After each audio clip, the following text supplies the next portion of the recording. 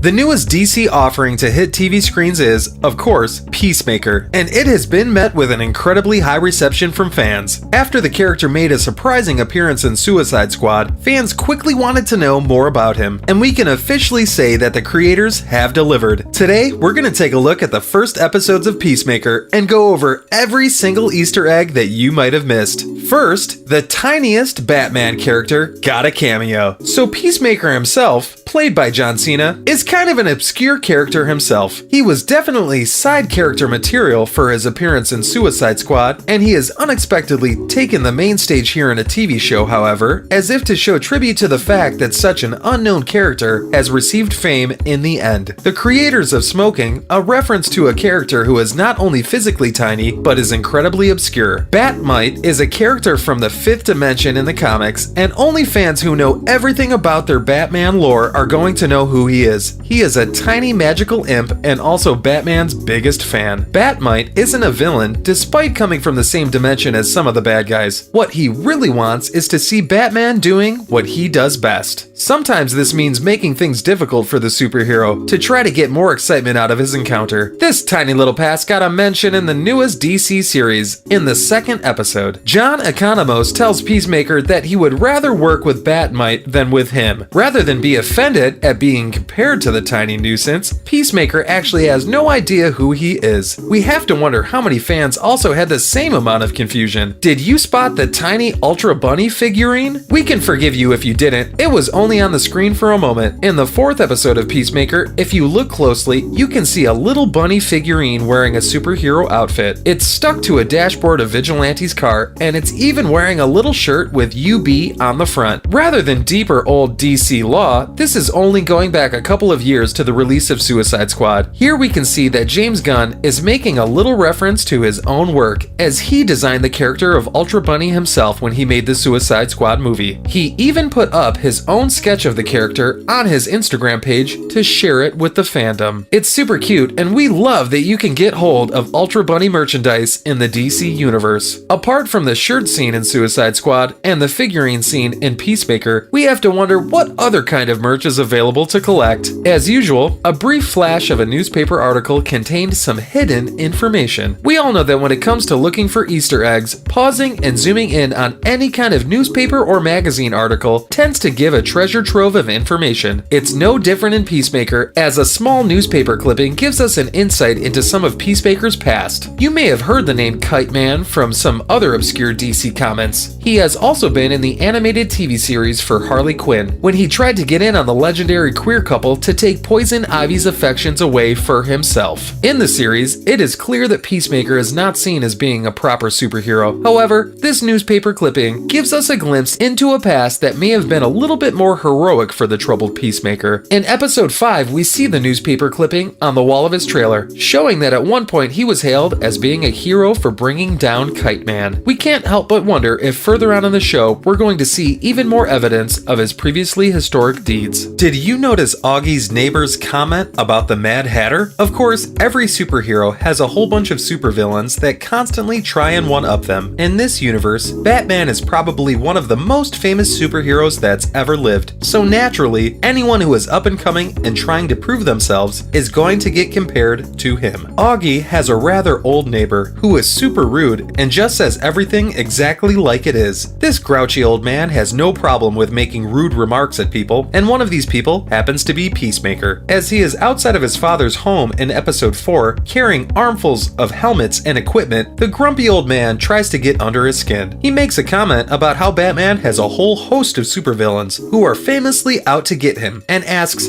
how come Peacemaker doesn't have any of his own. In typical Peacemaker fashion, he remarks that the reason he doesn't have any villains who are repeatedly causing trouble is because he just kills them straight away. This might be true, and it certainly is interesting when it comes to getting to know Peacemaker's personality, but this is not the Easter egg we're looking for. Instead, it's about what the grumpy old man said. He commented that Batman's supervillains include the Joker, Riddler, and Mad Hatter. Everyone knows the Mad Hatter from Alice in Wonderland, but did you know that Mad Hatter is also the name of the villain in the Batman comic series? Like Alice in Wonderland predecessor, Mad Hatter wears an eccentric suit and huge top hat. He uses hats and playing cards, control people's minds, utilizing a futuristic technology not known to many people. It's definitely interesting that he gets mentioned here, as he is an unusual villain and makes the audience wonder if we might see him in the series in the future. How many of you noticed the phone number in the very first episode? Once again, paying attention to small scraps of paper, we noticed another clue, and it was right in the very first episode of the season. When Peacemaker was in the hospital, he had a small array of personal items by his side. Among these items was a note on a piece of paper, and it would be very easy to miss it if you weren't looking carefully. However, if you pause and zoom in, you could clearly see that there is a phone number with the name Valentina written next to it. If you know your DC history, you might think that this could be a reference to Valentina Vostok. This character was in the Doom Patrol and was also known as Negative Woman. Her unique skills at espionage and spying made her an interest to the United States government, who used her powers for their own good. There's no more information as to how we came across this phone number, but it's easy to assume that the two may have crossed paths somewhere before. The two do meet in the comics, so it's reasonable to think that they would know each other here as well. Perhaps they met in the club in Suicide Squad, or maybe it happened before any of this took place. Whether this is just an Easter egg slipped in by the creators, or whether this is a hint that we're gonna see her in the future, remains to be seen. Next, the fake diary had possibly the tiniest Easter egg out of the whole season. Once again, we're taking our minds back to the very first episode. Amanda Waller and her daughter Leota come up with a plan to sneak a fake diary into Peacemaker's apartment. Obviously, this is all a part of Amanda Waller's schemes, but that doesn't stop their creators from slipping a little bit of a nod in there for fans to appreciate. On the cover of the diary, there are some stickers and images that look a little bit chaotic. At first glance, it appears that what they've put together is quite random, possibly, to allude to the fact that Peacemaker is not very organized. However, once again, the secret is in the details. On the cover of the diary is a tiny black square sticker. At first, it just looks like another random piece of the cover art, but if you look closely, it has on it a very small Wayne Foundation logo. As all DC fans know, the Wayne Foundation is the name of Bruce Wayne's, aka Batman's, charitable enterprise. Batman helps Bruce Wayne fight crimes physically. The Foundation is how he fights poverty and inequality in a law-abiding, non-vigilante way. Interestingly, the logo doesn't quite match what the current DC Expanded Universe has come up with, but looks a little bit more like the logo used in the trilogy of movies made by Christopher Nolan. The logo is a small black square with delicate gold writing on the front, and we have to wonder why Amanda Waller decided to place it on the front of Peacemaker's diary. Are the two going to come together at some point in the future? As Peacemaker had some kind of involvement with the charitable Wayne Foundation. We're going to have to wait until Series 2 to find out, but we can't help but ask lots of questions. Thank you so much for watching today's video, guys. Did you spot all the Easter eggs we listed in this video? If you found any that we didn't, please leave a comment below. Thank you again for watching, and see you next time.